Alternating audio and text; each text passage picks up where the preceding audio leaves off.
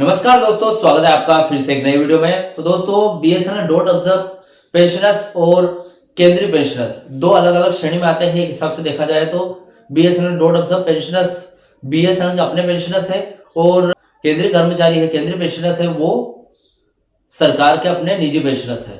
ठीक है, लेकिन डोंट ऑब्जर्व पेंशनर्स को पेंशन सरकार से यानी कि कंसोलिडेटेड फंड ऑफ इंडिया से आती है और केंद्रीय कर्मचारी केंद्रीय पेंशनर्स को भी जो पेंशन है वो कंसोलिडेटेड फंड ऑफ इंडिया यानी कि डोट से आती है। दोनों को एक ही जगह से पेंशन आती है, तो दोनों में भेदभाव क्यों किया जा रहा है हिसाब से देखा जाए तो समानता के अधिकार की बात करूं तो जो पेंशनर्स है, सुप्रीम कोर्ट के डीएस नकारा जो पहले केस हुआ करता था उसके दम पर, मतलब उसका कारण देते हुए, उसका हवाला देते हुए किस प्रकार ये साबित करने की कोशिश कर रहे हैं कि उनके साथ भेदभाव किया जा रहा है और क्या पेंशनर्स का अलग श्रेणी में होना कानूनी रूप से सही है, यानी कि दोनों में बीच में भेदभाव कर रही है सरकार, क्या वो सही है? डोंट ऑब्जर्व पेंशनर्स को पेंशन सरकार से मिलती है, उसी तरीके से जो केंद्रीय कर्मचारी उनको भी पेंशन सरकार से मिलती है, तो दोनों एक ही श्रेणी में आते हैं। एक हिसाब से देखा जाए तो दोनों को अलग अलग श्रेणी में करना सही है या फिर गलत, आज इस वीडियो में डिटेल तरीके से इस बात की जानकारी दूंगा, क्योंकि ये जो कोर्ट केस चल रहा है सरकार और पेंशनर्स के बीच में, ये कहीं ना कहीं इस सवाल से जुड़ा हुआ है। तो सबसे पहले जो सवाल मैंने पूछा है उसका जवाब देख लेते हैं। तो सबसे पहले तो आप चैनल पर नए हो तो सब्सक्राइब कर लेना। मेरा नाम है सूर्य विश्वकर्मा। जानकारी यूजफुल लगे तो एक लाइक करके जरूर जाना। चलिए दोस्तों, बढ़ाते हैं वीडियो को आगे।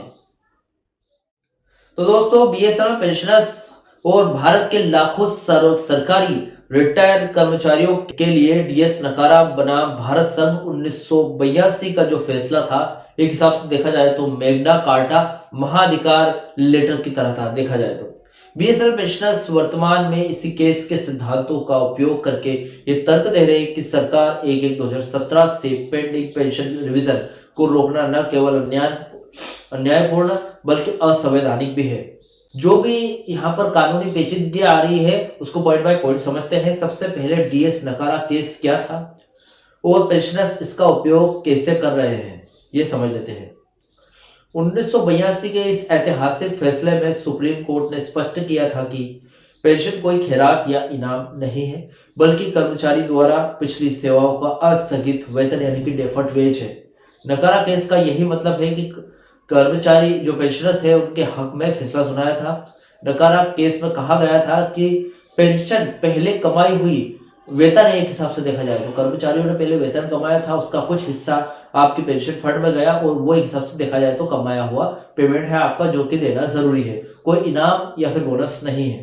पेंशनर्स का तर्क है बीएसएल के संदर्भ के हिसाब से समानता का सिद्धांत की अगर बात करें तो नकारा केस के अनुसार पेंशनर्स को एक ही श्रेणी यानी कि होमोजीनियस क्लास माना जाना चाहिए, यानी कि डोट पेंशनर्स हो या फिर केंद्रीय पेंशनर्स हो, दोनों एक ही वर्ग के हैं क्योंकि दोनों एक ही जगह से पेंशन पाते हैं, यही माना जाना चाहिए उनको। सरकार पेंशनर्स के बीच ऐसी कोई कृत्रिम तारीख यानी कि कट ऑफ डेट तय नहीं कर सकती जो एक ही तरह के कर्मचारियों को दो अलग समूह में बांट दे, यानी कि सरकार को ये सब करने का कोई अधिकार नहीं है कि आप दो तरीके के जो पेंशनर्स है, दो तरीके के कर्मचारी को अलग अलग नजरिए से देखते हो।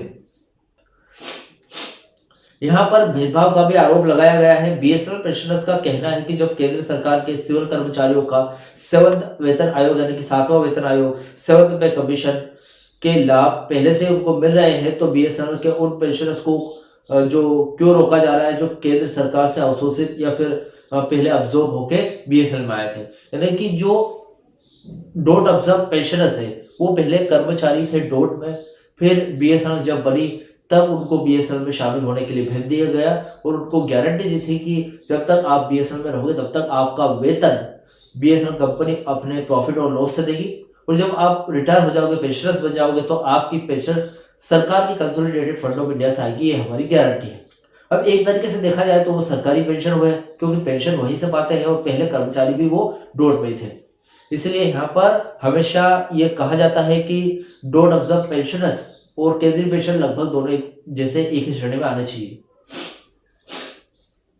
पेंशन रिवीजन और वेतन रिवीजन आपस में अगर खड़े करें तो सरकार अक्सर तर्क देती है कि बीएसएनएल घाटे में है, इसलिए वेतन वृद्धि नहीं हो सकती, लेकिन पेंशनर्स का कहना है कि पेंशन का भुगतान भारत सरकार के कंसोलिडेटेड फंड ऑफ इंडिया से होता है, न कि बीएसएनएल की अपने मुनाफे से। इसलिए वर्किंग कर्मचारियों के वेतन संशोधनों को आधार बनाकर पेंशन को रोकना नकारा फैसले के खिलाफ जाएगा, क्योंकि नकारा फैसले में स्पष्ट कहा गया है कि जो पेंशन है वो स्थगित वेतन है, उसको दिया जाना अनिवार्य है।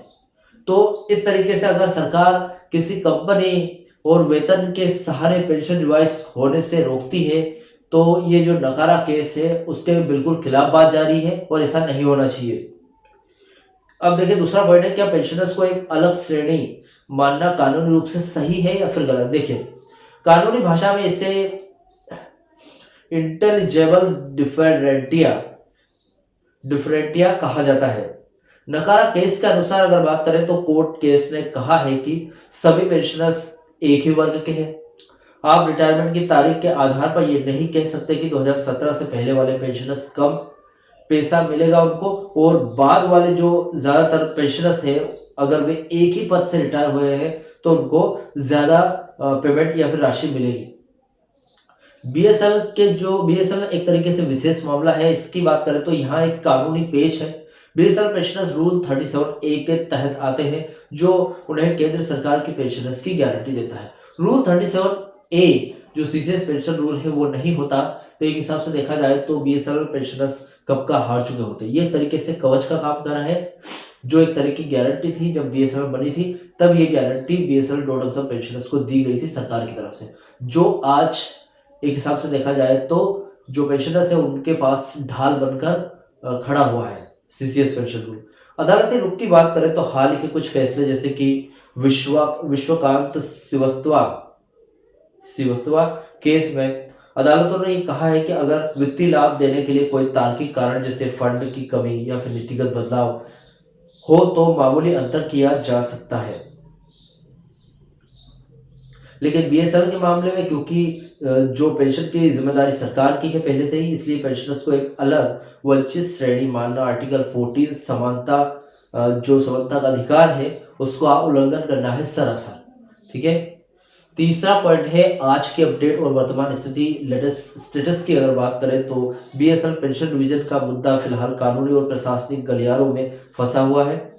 0 या फिर 15% फिटमेंट की अगर बात करें तो पेंशनर्स 15% फिटमेंट थर्ड पीआरसी के अनुसार के साथ पेंशन रिवाइज करने की मांग कर रहे हैं, जबकि सरकार वित्तीय बोझ का हवाला देकर 0% फिटमेंट की बात कर रहा है। केट पीबी दिल्ली के फैसले की अगर बात करें तो प्रिंसिपल बेंच केट ने पेंशनर्स के पक्ष में आदेश दिया था कि पेंशन डिवीजन को वेतन संशोधन से अलग रखना एकदम सही है और जायज है।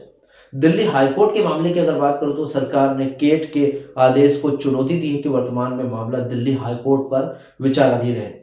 नवीनतम क्या हलचल चल रही फिलहाल देश में, देखिए संचार मंत्रालय ने हाल ही में संकेत दिए हैं कि वे बीच का रास्ता जैसे 0% फिटमेंट या फिर 5% फिटमेंट तलाश रहे हैं, लेकिन पेंशन संगठन नकारा केस के समानता के सिद्धांत पर अड़े हुए हैं कि 0 या 5% नहीं, हमें 15% ही चाहिए।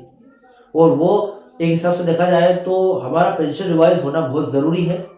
नकारा केस के हिसाब से रिवाइज होना तय है तो हमारे एरियर मिलने की पूरी उम्मीद होनी चाहिए, और साथ में फिटमेंट की बात करें तो 15% फिटमेंट हमारा संवैधानिक हक है। कुल मिलाकर बात करूं तो पेंशन का जो पेंशनर्स का डीएस नकारा केस का जो हवाला देना पूरी तरीके से सटीक है, क्योंकि यह फैसला कहता है कि पेंशन की जो कैलकुलेशन है का तरीका सभी के लिए समान होना चाहिए, वो भले केंद्रीय कर्मचारी हो, केंद्रीय पेंशनर्स हो या फिर डॉट ऑब्जर्व पेंशनर्स हो। बीएसएनएल पेंशनर्स के लिए कानूनी लड़ाई अब इस पर आधारित है, क्या घाटे में चल रही कंपनी का असर उन लोगों की पेंशन पर पड़ना चाहिए जो सरकारी नियमों के तहत रिटायर हुए हैं। संविधान के अनुच्छेद 14 और 21 के तहत पेंशनर्स का पक्ष काफी ज्यादा मजबूत है, लेकिन अंतिम फैसला दिल्ली हाईकोर्ट के आगामी आदेशों पर निर्भर करेगा। एक महत्वपूर्ण नोट है, पेंशनर्स को एक क्लास मानना सही है, लेकिन उन्हें डिस्क्रिमिनेटरी क्लास भेदभावपूर्ण श्रेणी में रखना कानूनी रूप से गलत है। इसी आधार पर आपकी कानूनी टीम कोर्ट में दलील पेश कर रही है। तो फिलहाल ये वीडियो था कि पेंशनर्स किस आधार पर यहाँ पर डीएस नकारा केस का हवाला देते हुए किस प्रकार सरकार को यहाँ पर बोल सकती है।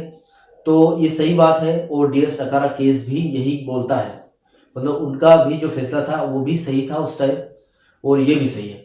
फिलहाल इस वीडियो से रिलेटेड जो भी आपका डाउट क्वेश्चन वगैरह हो तो मुझे कमेंट कर सकते हैं। वीडियो अच्छा लगा तो वीडियो को लाइक कमेंट से जरूर करें। मिलते हैं दोस्तों नेक्स्ट वीडियो में। सी यू सून।